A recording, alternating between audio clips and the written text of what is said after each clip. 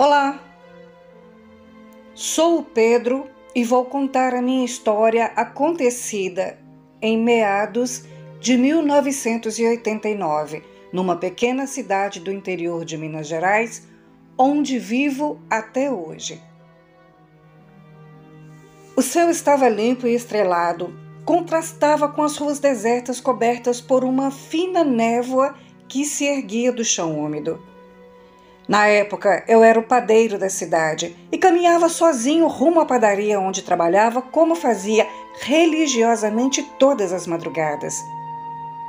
Eu, um homem simples de rotina rígida, acostumado com a solidão das primeiras horas da manhã, fazia o mesmo trajeto. Saía de casa pouco depois das 3:30 da madrugada, atravessava a praça central, cortava as ruas da igreja e chegava à pequena padaria da esquina da rua São Sebastião, onde eu sempre tive muito prazer em trabalhar. Mas aquela noite havia algo diferente no ar. Um silêncio incomum dominava as ruas. Nem os cães latiam e nem o vento assoviava entre as casas. E o frio, o frio, este parecia mais intenso, cortante, como se não fosse apenas o inverno, mas algo ainda mais profundo e sinistro que pairava no ar.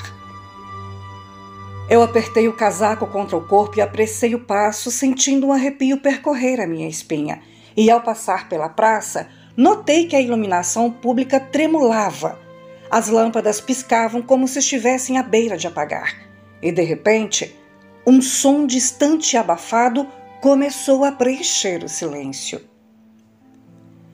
Um cântico baixo, lamuriante, que parecia vir de todas as direções ao mesmo tempo, me fez franzir a testa, tentando identificar a origem daquele som. Mas a minha respiração ficou presa no peito quando eu virei a esquina da igreja. Ali, descendo lentamente pela rua de paralelepípedos, vinha uma procissão, mas não era uma procissão comum. As figuras que marchavam em fila eram translúcidas, vestiam túnicas antigas e algumas seguravam velas, cujas chamas não tremulavam com o vento. O tempo pareceu desacelerar e eu senti um calafrio subir pelo pescoço e congelar as minhas pernas ali no chão.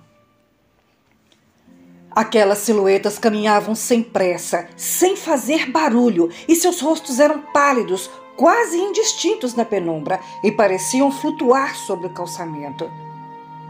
Um cheiro estranho começou a invadir as minhas narinas. Cera derretida misturada com aroma de flores vermelhas, como as que se encontram em velórios. No centro do cortejo, um homem alto carregava uma cruz. Ele parecia ligar o grupo e os seus olhos, se é que ele tinha olhos, estavam voltados diretamente para mim. Eu senti um pavor avassalador. Aquilo não podia estar acontecendo. Eu me lembrei das histórias que minha avó contava sobre a procissão das almas, o desfile dos mortos que percorriam as ruas em busca de orações. Eu tentei recuar, mas as minhas pernas não respondiam. Meu corpo parecia enraizado no chão e o cântico se intensificou.